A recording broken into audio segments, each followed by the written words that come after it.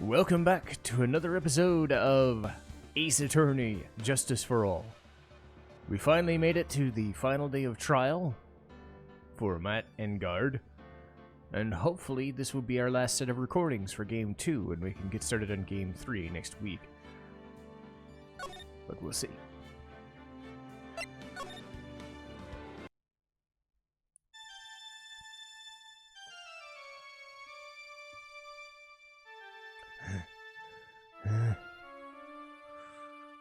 How did I get into this mess? That's far enough! You can't run forever, Mr. Phoenix, Wright.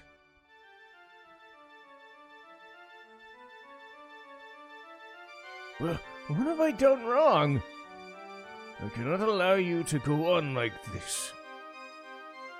But I'm just a simple defense attorney. Silence! You are no longer worthy of your title.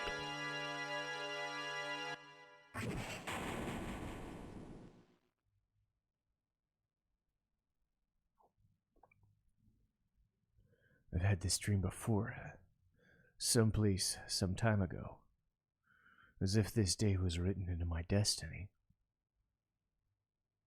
Today I'll stand in court as a lawyer to prove a killer innocent.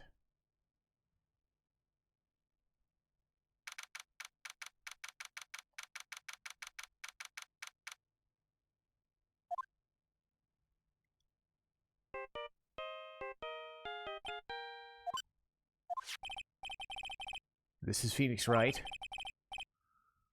You don't look so well, dude. You gotta prove me not guilty, right?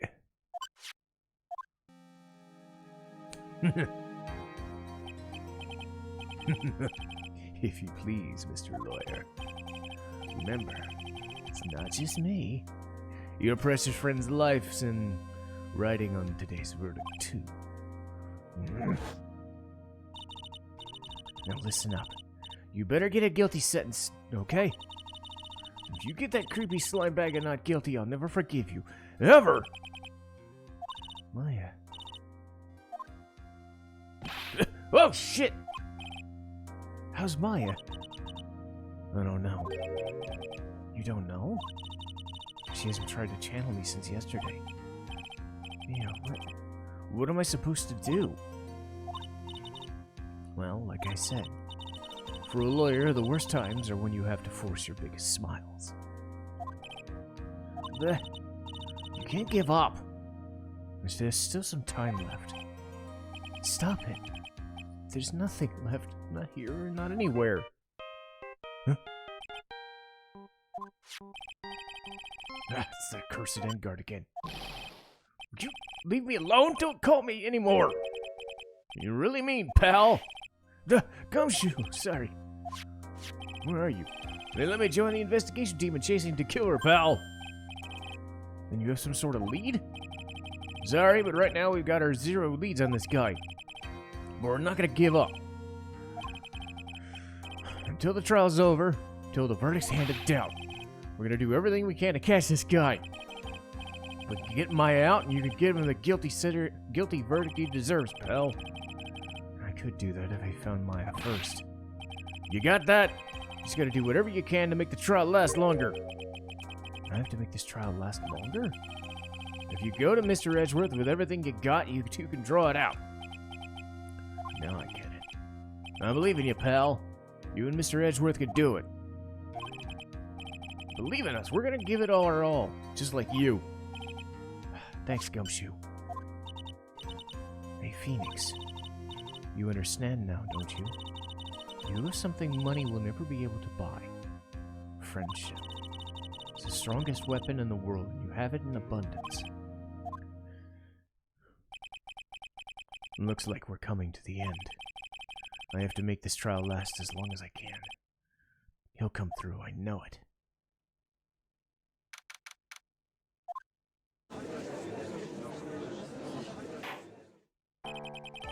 Court is now in session for the trial of Matt Ungard. The defense is ready, Your Honor. The prosecution has been ready for a while. Now, as I recall, we concluded yesterday's session with a big mystery.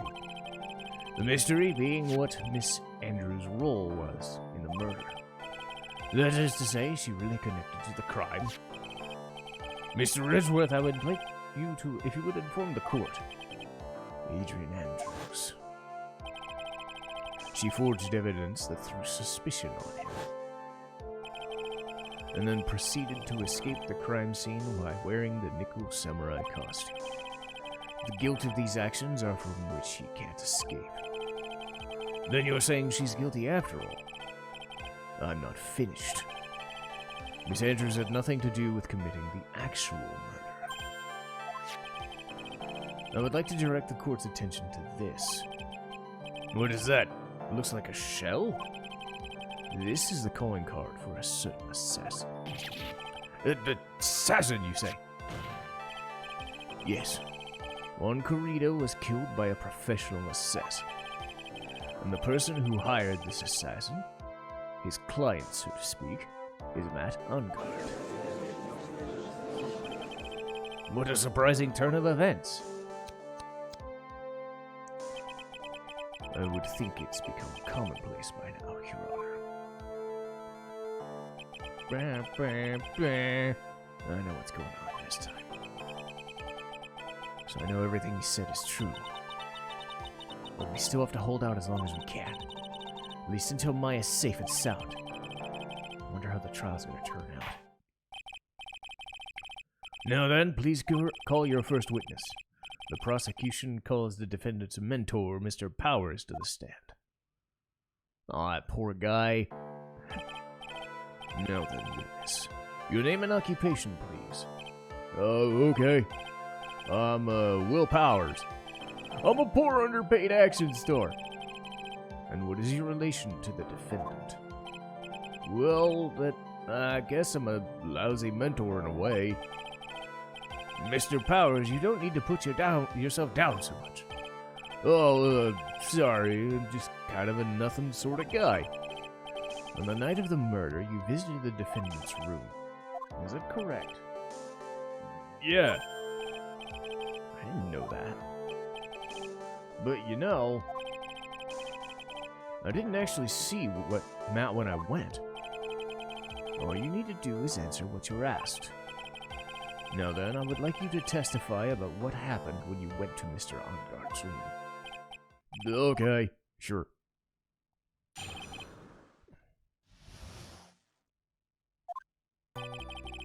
After the award ceremony, I went by myself to Matt's room.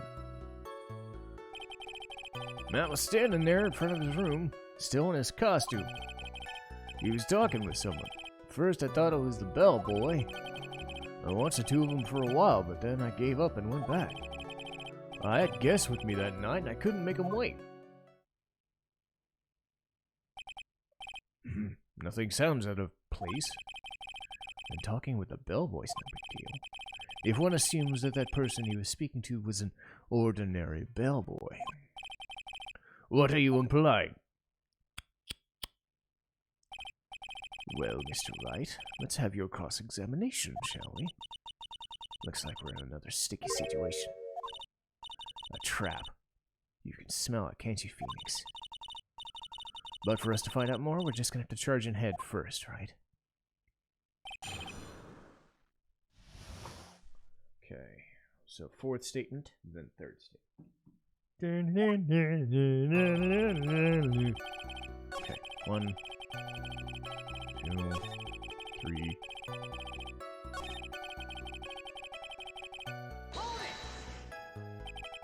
You saw the two of them together? Yeah, Bellboy just wanted to say congrats. Now, why were you watching the two of them? Did you notice anything strange? You know, I did feel something weird. I think it's because Matt, well, he gave the bellboy a tip. A tip? That's a normal thing to do. So how long did you watch the two of them? Not more than a minute or two, I think.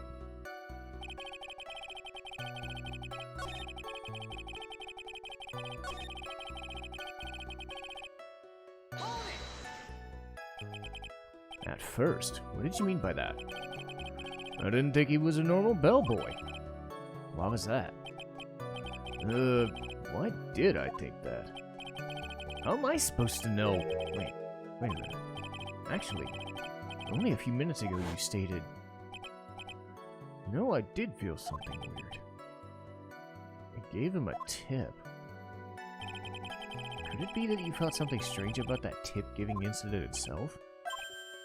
Oh! Yeah, that's it. You really know your job. Yes, Your Honor. This bellboy, he wasn't an ordinary one, was he? Perhaps we should let the witness tell us. Mr. Powers, please amend your testimony. You mean about the bellboy? Okay. Revised third statement.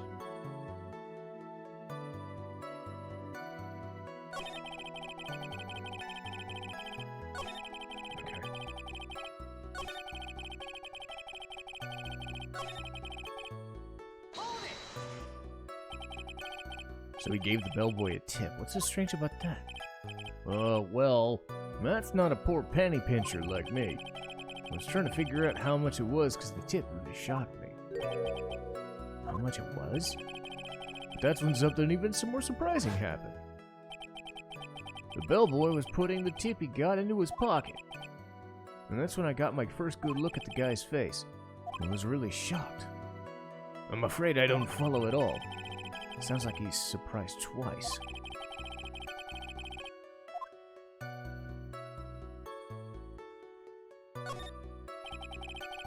What's so shocking about the bellboy's face?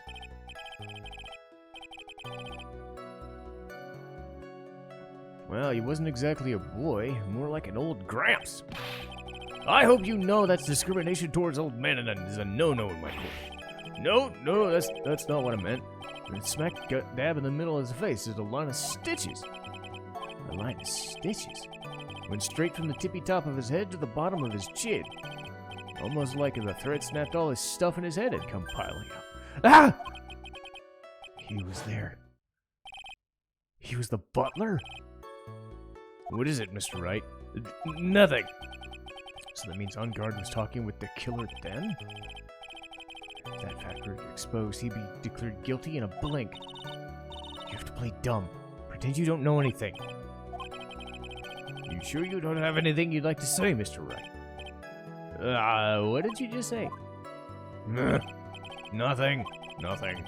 We're just going around in circles.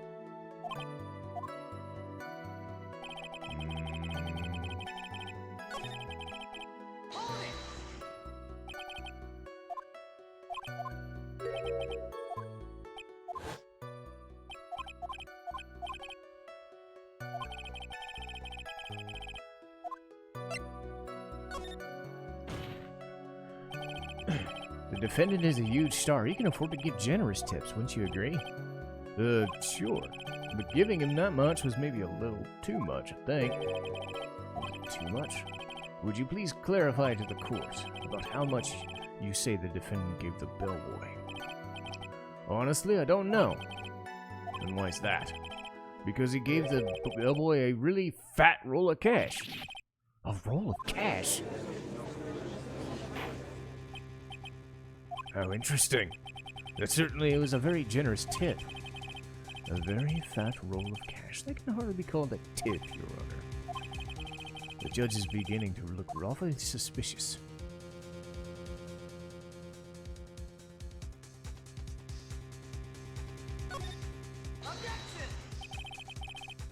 The defendant is a superstar. The kind of tip is typical fair. Are you saying that all superstars are super spenders? If I could receive large rolls of cash by simply bringing people things on trays, then why on earth would I stand around here prosecuting? He's got a point.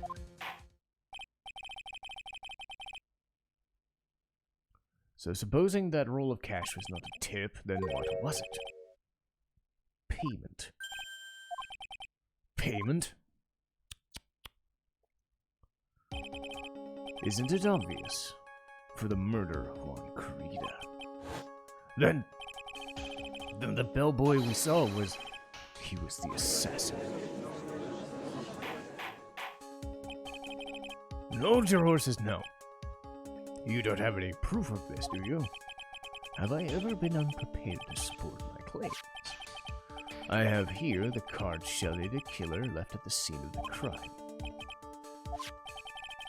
He is the person the police's special investigation team have been chasing for ages. I am certain that the person the witness saw was this very assassin. Really? What's wrong? Nothing. Something just clicked in my head and I figured something out. Actually, I saw that bellboy later again. What? Please testify to what you saw. Yes, sir, right away.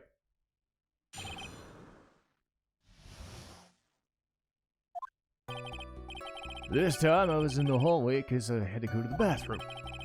And that's when the bellboy I saw earlier came out of the room. Of course, when I say room, I meant one Corrida's. Now that I think about it, it did seem kind of out of place. So he had to be the assassin, I'm sure of it. I mean... Thank you very much. That is all we need to know. Huh? But I'm not done. There's still more. Let us first establish that the bellboy was truly the killer. Then we shall see. So the bellboy came out of the victim's room, and if the bellboy really was the assassin, then the answer's pretty obvious. That would be correct, Your Honor. Well, Mr. Wright, I believe it's your turn to entertain and make us laugh. This is no laughing matter. Damn it. But I wanted to do the aha, aha, aha, aha, aha. One more time.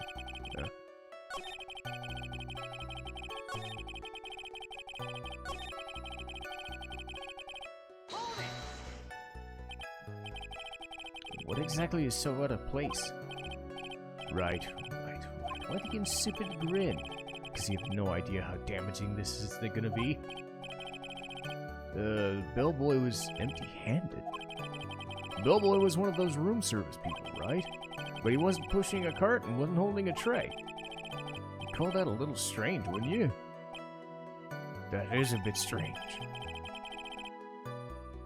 But is it really that unusual for him to be empty-handed? What do I do? There's nothing strange or unusual about an empty-handed bellboy. Oh, this isn't going nowhere. If you two are done being school children, bellboys are for room service. There's no reason for them to be empty-handed ever. Your Honor, I ask that the witness' previous statement be supplanted by the new one. You're gonna do whatever you can to make him look suspicious? Very well. We recognize and grant this prosecution's request. Amend your testimony, please. Yeah. I thought it was kind of strange for the bellboy to come out with the guest room empty-handed.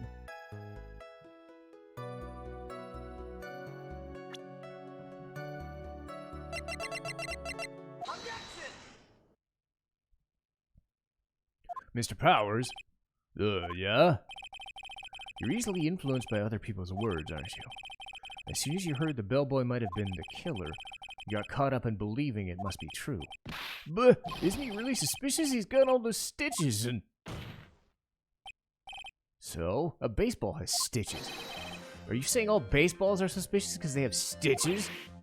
No. What about them being empty-handed? I would like to ask the court to please take a look. This is the crime scene. There is a wine glass sitting next to Corrida's body. The liquid inside this glass is tomato juice. And now, if you look at what's on top of the table, anyone can clearly see it's a tray with a bottle of tomato juice on it. The bellboy had just brought this to Mr. Corrida's room.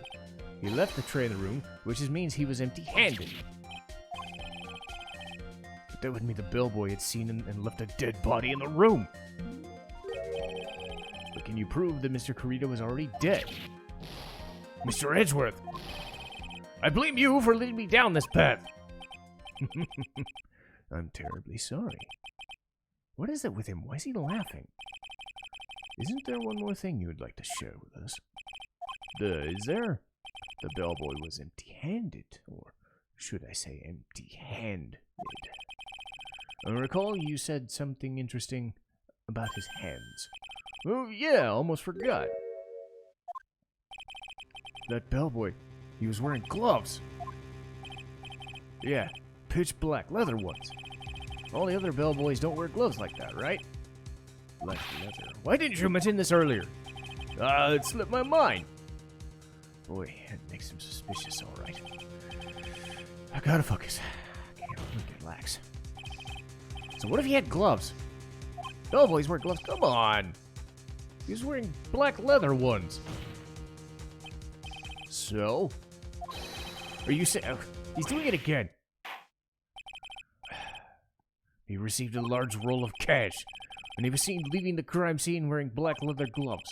I don't think that's even something myself would make me believe is just another bellboy. It seems that we finally come to an understanding, so please continue with the rest of your testimony. The rest?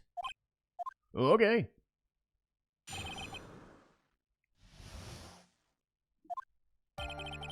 After leaving Juan's room, the bellboy went and knocked on Matt's door, just like that. He gave something to the person inside the room. Then that old guy just left without even going into the room. After that, I went to the bathroom and went back to my seat. So the bellboy, after leaving the crime scene, went to the defendant's room? Yeah, I saw it all by accident. Some accident. I say you saw too much. And all of it was suspicious.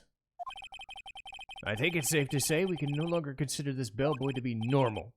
Let's get started. Your cross-examination, please. Yeah. Alright, second statement. I asked about that.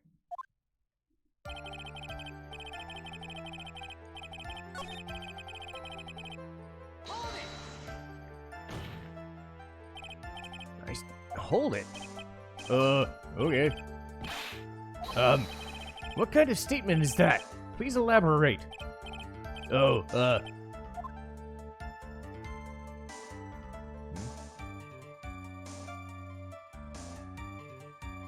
Option 1, option 2. Okay, cool. So who took this something the bellboy handed off? Actually, I don't know. What do you mean? I'm sorry, I just saw the person's arm. Only an arm. You didn't see the person's face? Yeah. It was Mr. Engar's room, right? Could have only been him himself. And then, what did the bellboy do after that? Oh, after he gave the person inside the room the thing...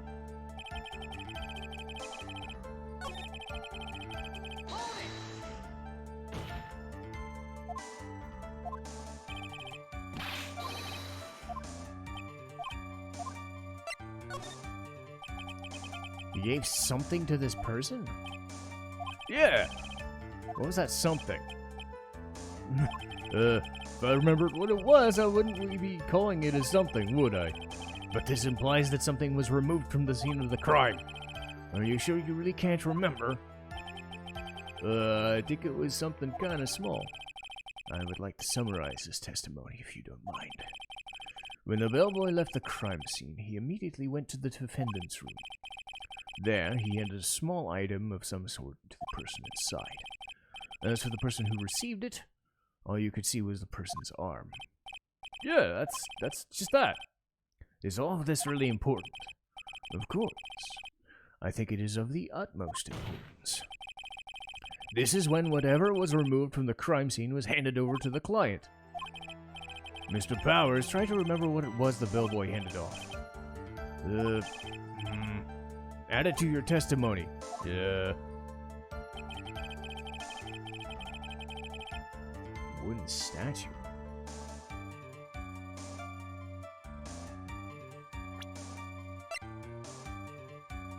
Objection!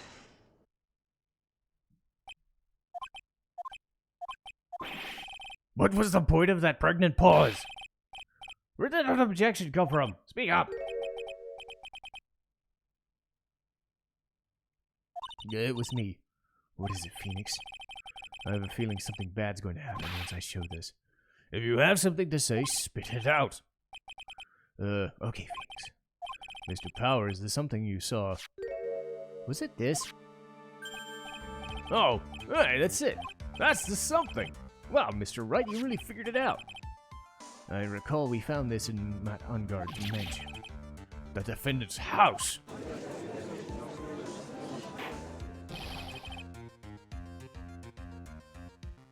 What does this mean? It's simple.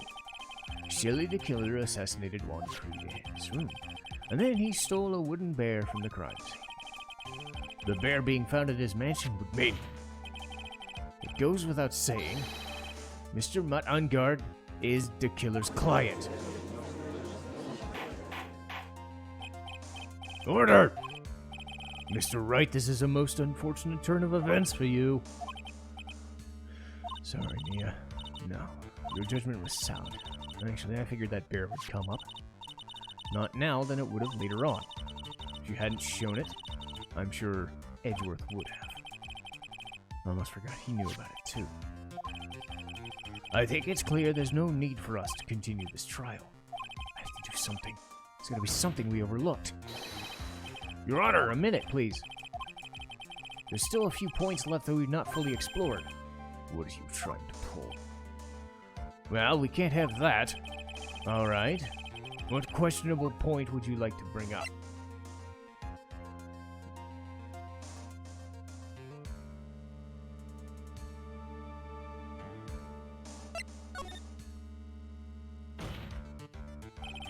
I think it's fairly obvious that the bear itself is very questionable. The bear? This was found in Mr. Ungard's mansion. However, Mr. Ungard was arrested at the hotel, which means that since the murder occurred, he had not had a chance to go home. I think Your Honor's already figured out what I'm trying to say. It's not possible that Mr. Ungard took the bear to his mansion. That's true. We didn't consider that point. There's no way, time-wise, to have been taken to his home.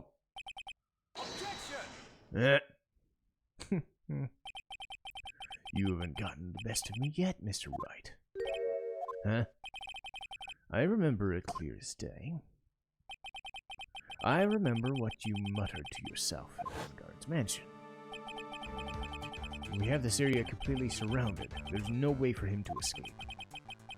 I can't believe it. That butler, this whole time. The killer and Ungard were working together, so to speak. And the killer was hiding at Ungard's mansion as his butler. What a bold move. The bear figurine was brought back by the killer himself. When it looked like he was about to be arrested, Ungard had him do so. I assume because it would have been bad if the police had found it during the investigation.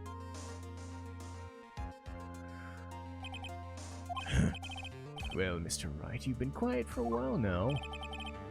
Isn't there anything else I can crack at all? I'll have to try. What will you do now, Mr. Wright?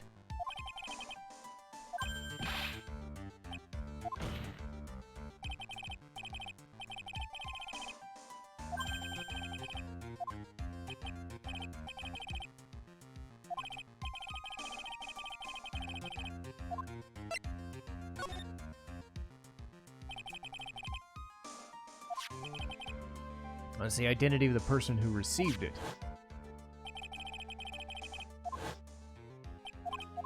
Well, I think, Ah! Huh? Huh? What? If you're going to scream like that, give a good reason why! I remembered. I remembered who took it. I mean, I only saw his arm, but, it was Nickel Samurai's arm, I swear. You've got to be kidding. You're sure of that? Yeah, it was Nickel Samurai. Looks like you've dug your own grave yet again. How many times is that today? I've lost count. So this person took the little bear was the Nickel Samurai. And as we all know, Matt Ungard is the samurai. You've made that clear. I think we've heard enough. We now know why this bear figurine was at the defendant's mansion. As well as who it was who received the bear. everything has become clear. The client who hired the assailant to commit the murder was Mr. Matt Engard. I see no reason for this trial to continue. Thank you, Your Honor, for your understanding. You see, Mr. Wright, you could not win against the truth, could you? I knew it would turn out this way. What Edgeworth stated was the truth. Any last objections? What do I do? I would now. There's only one way for me to drag this out. The only thing I have left is a dirty trick. Your Honor, right now we have these two reasons to believe my client is the assassin's client. Reason number 1, he accepted the bear figurine from the assassin.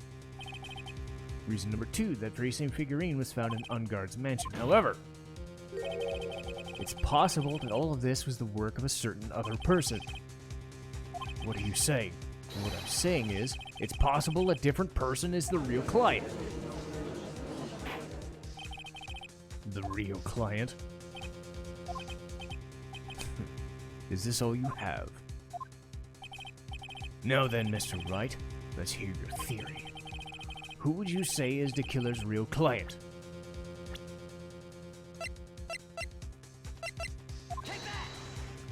Oh God, we're gonna bring her back? No. Adrian Andrews.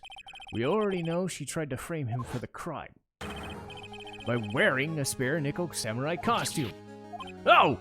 Then that could have very well been Miss Andrews. But what about Mr. Engard? If you please recall testimony. The defendant was taking a nap during the break period. That's right. Then, finding this figure at his mansion? It was a well-laid trap. Mr. Edgeworth, what is your opinion? I can't even begin to count the flaws in the defense's logic. Besides which, there's no evidence to support it. However, I can't fully discount its possibility either. What's with this trial? Anyone could tell he did it. Unbelievable! This is to save Maya. This is to save Maya. Even if the whole world turns against me. Oh, Mia with that look on her face. All disruptive parties will be forced to leave the courtroom. Your Honor, for the benefit of the defense, I'm willing to play along with his what-if game. The prosecution is prepared to challenge the defense's theory. Mr. Wright, even if you have thought it strange and wondered, why would the criminal want this wooden bear? He's right. The killer did specifically bring that bear to him right away. Why do you ask? Is there something special about it? Absolutely. And I'm sure that once the court knows its significance, the true killer's identity will become crystal clear. Your Honor, the prosecution calls upon a witness who will clear all doubts against Miss Andrews. And that would be... It's quite simple. Miss Andrews herself. I see. Well then, this court will take a short 10-minute recess. The prosecution will prepare its witness in that time.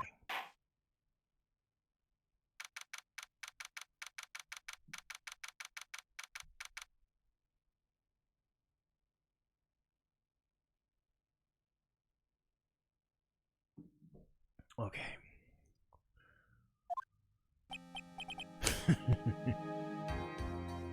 What are you going to do, Mr. Wright? Why are you staring back at me? What I'm gonna do is save. Because we're far from over.